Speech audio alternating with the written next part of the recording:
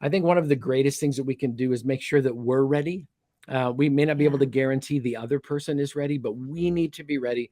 And that continues to be the call of God every single day, that we continue to give ourselves to Christ over and over and over again, because you can get married, but then there's this whole thing called marriage that follows after it. If you think it's just going to be rainbows and butterflies, you're in for a big surprise.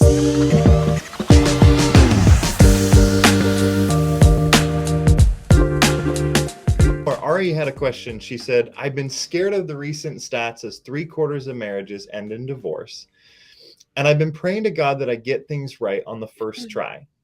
I've met someone who helped me grow in my faith, but I haven't received a sign from God. What should I do? Well, I mean, one of the difficult things in these questions is the divorce statistics are very discouraging at times.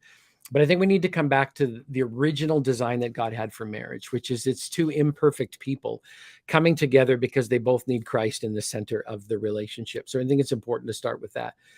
And when we get ready, I don't think anyone thinks.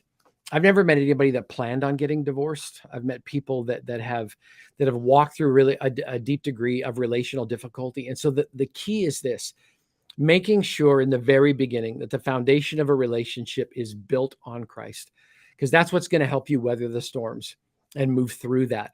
And that's a difficult thing to be able to do. But I think one of the greatest things that we can do is make sure that we're ready.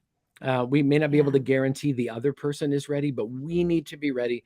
And that continues to be the call of God every single day, that we continue to give ourselves to Christ over and over and over again, because you can get married, but then there's this whole thing called marriage that follows after it. And that is it's a daily dying to ourselves. And sometimes we get it right and sometimes we get it wrong.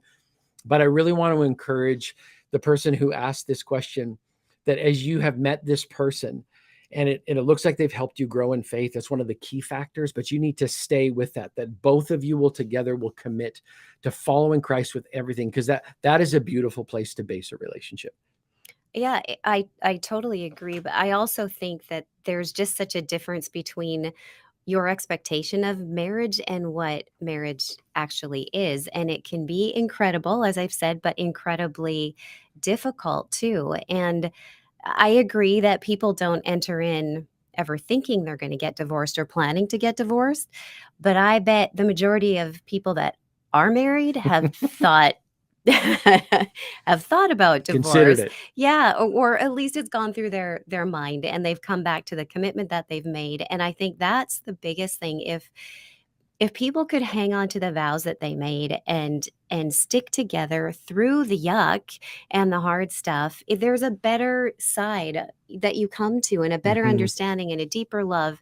But you have to get through the hard stuff to get there, and you have to know that it's coming and have tools to help walk you through. Because if you think it's just going to be rainbows and butterflies, you're in for a big surprise. And I think that's the biggest thing, is prepare for a marriage on the front end, for the good, the bad, the ugly, the challenges, the victories.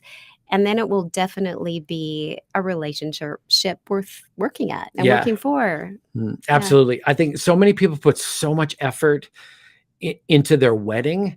I wish they would put the same amount of effort into their pre-marriage so they could do work on the front end, because it really is an incredible time to ask really difficult questions to see whether or not your souls are compatible and whether you're moving in the same direction spiritually, so you can build on that really, really strong foundation. So another great question.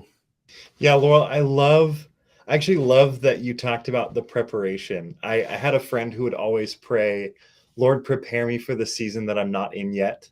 And I always thought that was just such a powerful prayer to go, God, will you prepare me now for what's coming?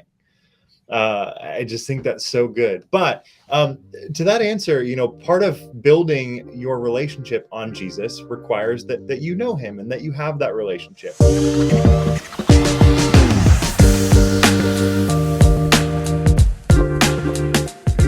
Thank you so much for watching this response. If you have another pressing question, we want you to click below on the Q&A tool that we call AskJesus.net. If you submit your question to AskJesus.net, it will literally search the scriptures and provide an answer for you that we believe is both biblically accurate and represents the heart of Jesus.